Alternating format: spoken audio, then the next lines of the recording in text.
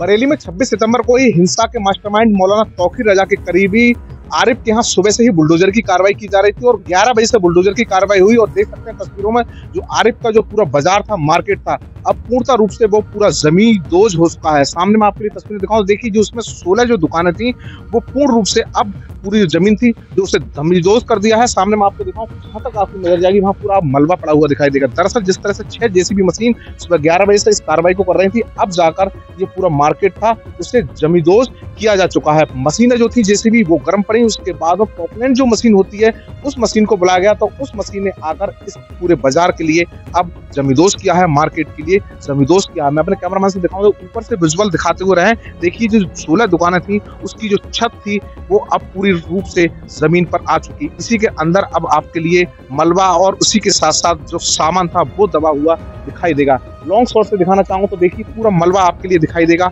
सामान टूटा फूटा दिखाई देगा और सुरक्षा कर्मी यहाँ पर दिखाई देंगे। तो 5 घंटे की कड़ी मशक्कत के बाद इस मार्केट के लिए गिराया गया है, जमींदोज किया गया है। और इसी के साथ साथ जो आरिफ है उसका एक दूसरा जो शोरूम था कपड़े का, उस पर भी अभी बुलडोजर की कार्रवाई लगातार की जा रही है। दरअसल बताते हैं जिस तरह से 26 सितंबर के लिए बरेली में हिंसा हुई, उसके बाद मौलाना तौकीर रजा के जितने भी करीबी लोग थे उन पर ताबड़तोड़ कार्रवाई की गई। इसी के साथ साथ 105 लोगों को पुलिस अभी जेल भेज चुकी है, जिसमें से मौलाना तौकीर रजा फतेहगढ़ की जेल में बंद है। उसी के साथ साथ मौलाना तौकीर रजा का करीबी गुर्गा था नफीस, उसके रजा पैलेस था, उस पर भी बुलडोजर की कार्रवाई की थी।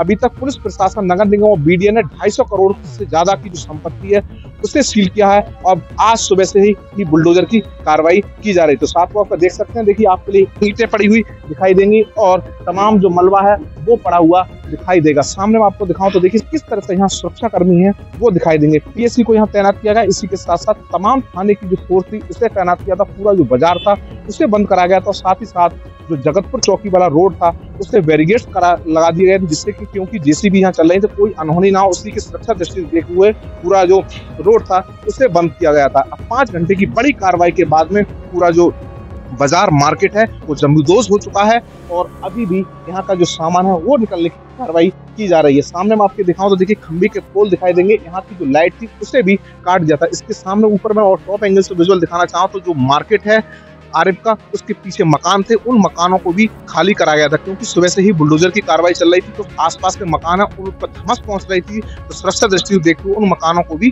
खाली करा दिया गया। तो देख सकते हैं तस्वीरों TV9 पर जो एक्सक्लूसिव तस्वीर आपके लिए दिखा, तो देखिए किस तरह से पूरा जो मार्केट है वो टूटा हुआ दिखाई देगा, उसका मलबा यहाँ पर दिखाई देगा। सुबह से जिस तरह से 11 बजे से बुलडोजर की कार्रवाई की गई, उसके बाद पूरे बरेली में हड़कंप मचा हुआ था। हमारे सूत्र ये भी बताते हैं तमाम और जो सीलिंग की कार्रवाई की गई है वहां पर भी कभी भी बुलडोजर की कार्रवाई की जा सकती। तो साफ तौर पर जिस तरह से 26 तारीख को हिंसा हुई उसके बाद अभी भी इसकी आंच जो है लोगों पर वो पहुंच रही है और कार्रवाई की जा रही है। पूरे मामले में जो 10 मुकदमा दर्ज है उस पर पुलिस अब चार्जशीट की तरफ जा रही है और उस पर जल्द से जल्द चार्जशीट दाखिल की जाए। तो सामने मैं आपके लिए दिखाऊं तो देखिए अभी भी यहाँ पर सुरक्षा कर्मियों को तैनात करके रखा गया है, क्योंकि जो लाइट है वो काट दी गई है, तार नीचे जमीन पर आ गए हैं, इस वजह से यहाँ पर किसी के लिए आने जाने नहीं